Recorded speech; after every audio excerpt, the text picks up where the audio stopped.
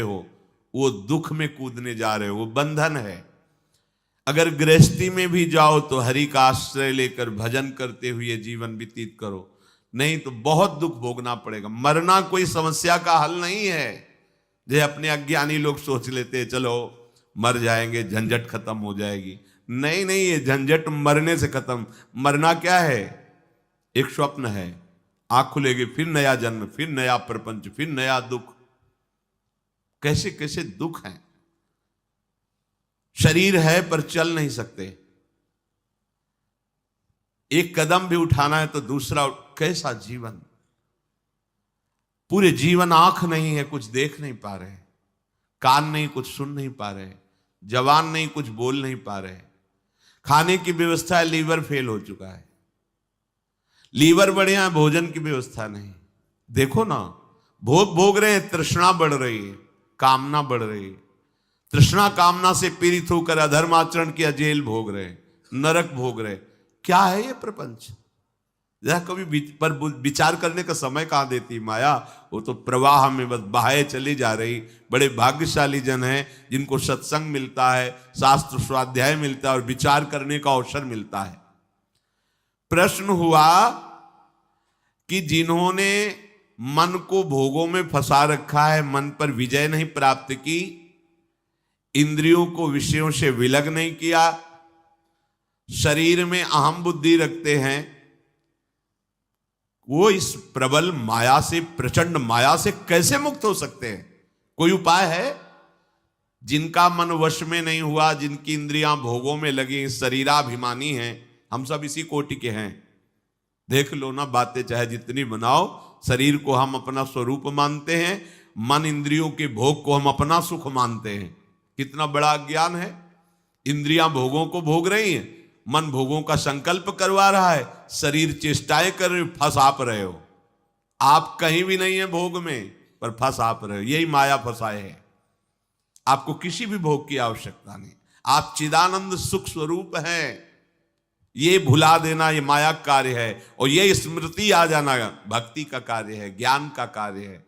गीता सुनने के बाद नष्टो मोहा स्मृति लब्धा, अपने स्वरूप की स्मृति आ गई, भगवत स्मृति जागृत हो गई। तो इनका कैसे माया से मोक्ष हो सकता है?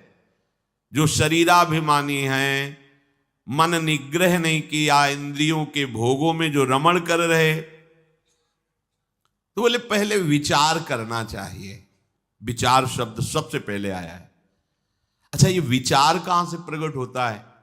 ये विवेक से होता है। विवेक से विचार होता है। बुद्धि तो बेकार की बात है। यही तो हमें फंसाया है बुद्धि। यही तो निश्चय करती, इसमें नहीं उसमें सुख है, वहां पर उस पद में सुख है, उस संपत्ति में। यही तो बेईमानी कर रही बुद्धि। अब बुद्धि के ऊपर कोई बैठे तब समझ में आए, वो है विवेक। और ये विवेक केवल साधु संग से मिलता है। बिन सत्संग विवेक न होई, और सत्संग केवल भगवत कृपा से मिलता है। ये आपके प्रयास से नहीं, आपके भाग्य से नहीं है। बिन सत्संग विवेक न होई, और राम कृपा बिन सुलभ न सोई। सत्संग मिल गया, मानो हमारे ऊपर भगवान की विशेष कृपा हो गई।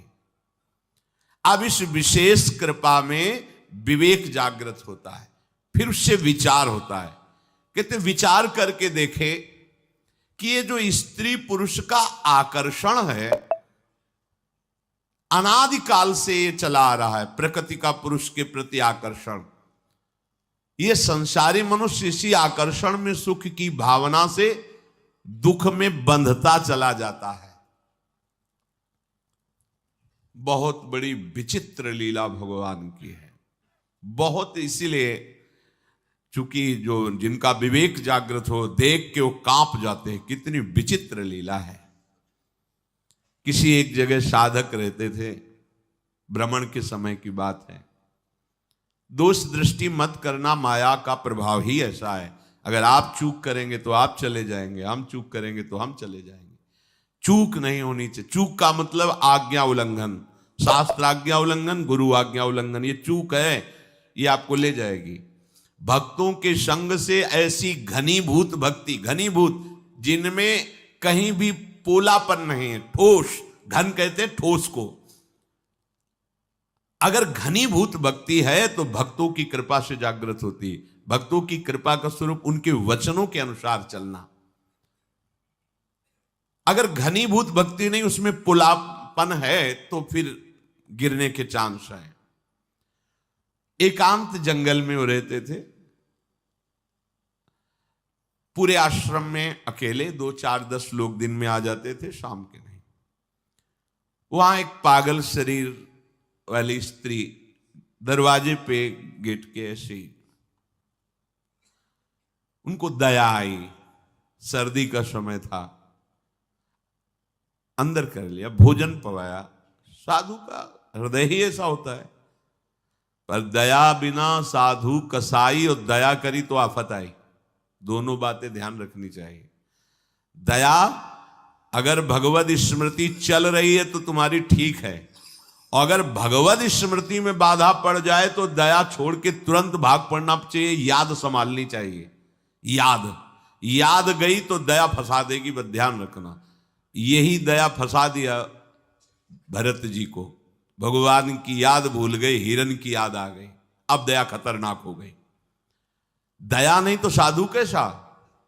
दया बिना साधु कसाई, और दया करी तो आफत आई। ध्यान रखना। भगवान भी सावधान कहते हैं, करुणा करो सब पे, दया पर निर्मम होकर ममता नहीं होनी चाहिए। अगर ममता हुई तो चूक हो गई, फिर तो गए। अब उनको ऐसा करना चाहिए, कंबल दे देते, भोजन दे देते, उसको विदा कर देते, पर ऐसा नहीं हुआ, त्रुटि हो गई। धीरे धीरे वो वहीं रहने लगे। कुछ समय बाद मार्ग भ्रष्ट हो गए, भागना पड़ा वहां से। ये क्या? किसी भी रूप में माया शक्ति है। दया, करुणा, सेवा, भावना, सावधान। अगर विवेक है, विचार है, तो आज्ञा पर चलो, शास्त्र आज्ञा पर चलोगे, कहीं कोई बाल बांका नहीं। शास्त्र आज्ञा करता है, बलवान इंद्रिय ग्रामो विद्वानमपि कर्षति।